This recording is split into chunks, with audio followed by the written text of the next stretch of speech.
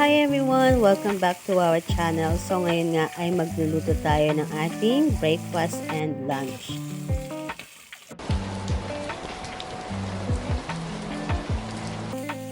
After na magprito natin ng isda ay isusunod ko na rin magprito ng ating patatas para sa ating gagawing ulam para sa tanghalian natin.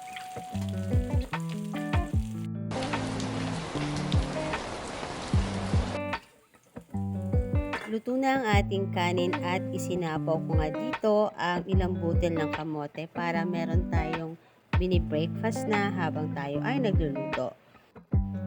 Nagising nga pala tayo ng 3 a.m. dahil sa sobrang lakas ng ulan.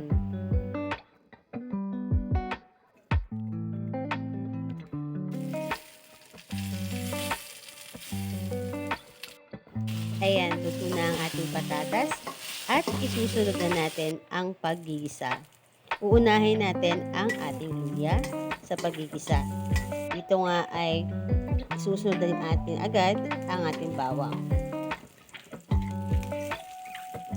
Isasabay na rin natin sa paggisa ang sili.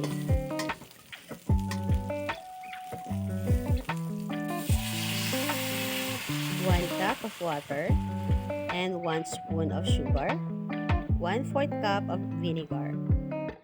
At maglalagay lang tayo ng konting dahon ng basil.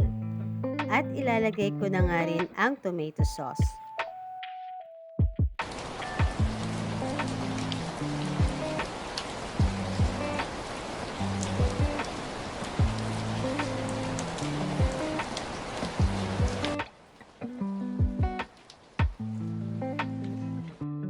Malapit na nga itong kumulo kaya ilalagay na rin natin ang mga isda.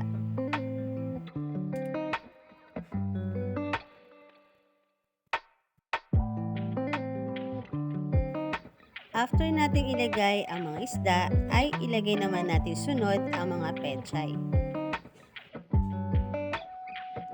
At pagluto na ito ay pwede na tayong magdagdag ng konting asin na pampalasa.